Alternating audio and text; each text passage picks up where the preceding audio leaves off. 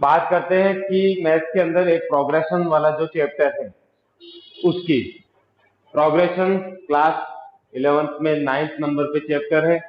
उसके अंदर arithmetic progression, geometric progression 11th class के अकॉर्डिंग, और आईआईटी मेंस और उसके आगे के लिए harmonic and arithmetic geometric progression. Total ये जो प्रोग्रेशन है उसके पार्ट हो गए।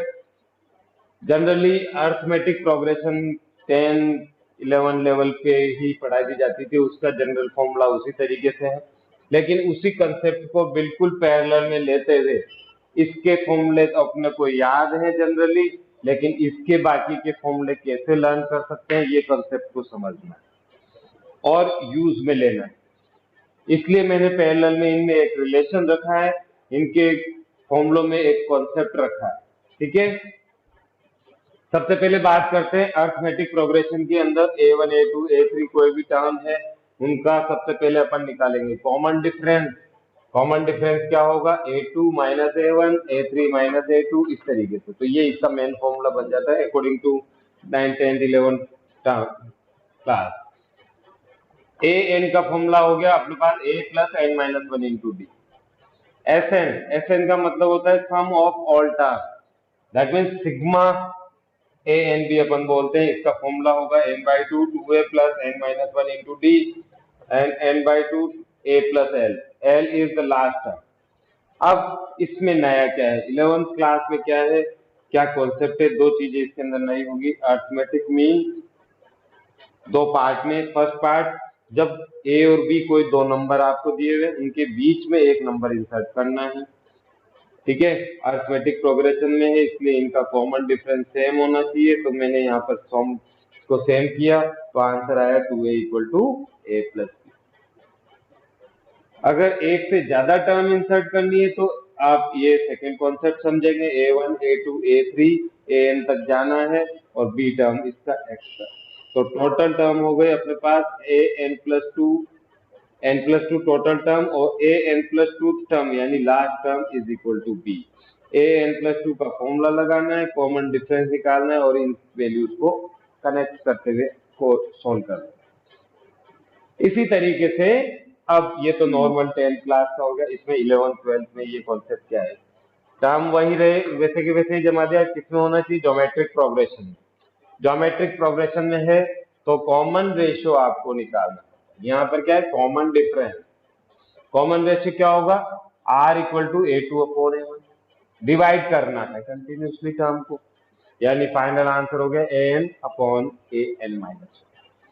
ये सीक्वेंस इसी के अकॉर्डिंग आपको अरेंज करनी है। R की वैल्यू को निकालना है तो nth टर्म आपके पास निकलेगी AR⁻n-1। ऐसे निकालने के लिए सबको प्लस करना है, सिग्मा नोटेशन यूज में लेना है और ये है आपका इसका सम का फॉर्मूला AR⁻n-1/R-1। एक फॉर्मूला आप ये और ले सकते हैं जिसमें सीक्वेंस AN नहीं दिया हुआ हो और डैश डैश डैश करके इनफाइनाइट तक छोड़ दिया है, तो उस कंडीशन में AR⁻n-1 का फॉर्मूला यूज में लेना।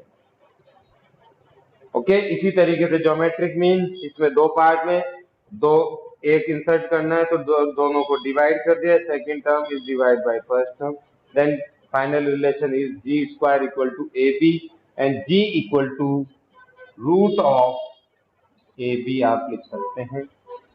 टोटल टर्म सेकंड कंडीशन के अंदर अगर इंसर्ट करते हैं तो उसी तरीके से n+2 आ जाएगा और an+2 की वैल्यू को निकालते हुए यहाँ पर कॉमन रेशियो निकालें। कॉमन रेशियो निकालने के बाद J1, J2, J3 कितने भी इंसर्ट करने उसकी वैल्यू। अब आते हैं हार्मोनिक प्रोग्रेशन।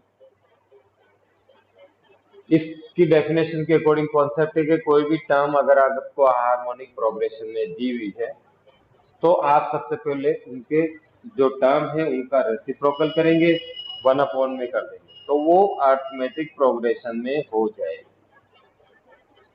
अर्थमेटिक होने के बाद आपको अर्थमेटिक का फॉर्मूला लगा देना है। ठीक है, और उसी के अकॉर्डिंग nth टर्म आप कैलकुलेट कर सकते हैं। इस तरीके की प्रोग्रेशन को हम कैलकुलेट करने के लिए हिस्टेरेसिस सीरीज या कोई दूसरा कॉन्सेप्ट अपने को इस्तेमाल करना है। डायरेक्ट कोई फॉर्मूला नहीं लगेगा। जैसा कि अपन चाहे कि अर्थमेटिक प्रोग्रेशन के फॉर्मूले को 1 में लिखते हैं, ठीक है, वो डिवाइड के लिए रूल अप्लाई नहीं होगा, लेकिन हार्मोनिक मीन इसके लिए कैलकुलेट किया जा सकता है। वही कंसेप्ट एच लिख दिया हार्मोनिक मीन को, फिर 1 में चेंज किया, अर्थमेटिक प्रोग्रेशन आ गया। फिर उनके बीच में कॉमन डिफरेंस सेम है, इसलिए उनको कॉमन डिफरेंस सेम कर दिया, तो आंसर आया है h upon 2/h is equal to 1/b plus 1/h। That means h equal to 2ab upon a plus b। उसी तरीके से मोर देन 1 के लिए उसी तरीके से कॉन्सेप्ट करना और 1 में लगते हुए n+2 टोटल टर्म है, उसी के अकॉर्डिंग a n+2 का फॉर्मूला लगाकर सोल्व करना है और कॉमन डिफरेंस। लास्ट आता है अर्थमेटिक ज्योमेट्रिक प्रोग्रेशन, जिसमें अर्थमेटिक यानी कॉमन डिफरेंस भी हो, ज्योमेट्रिक मीन्स कॉमन रेशियो, ठीक है। तो ऐसे कॉन्सेप्ट को यूज में लेने के लिए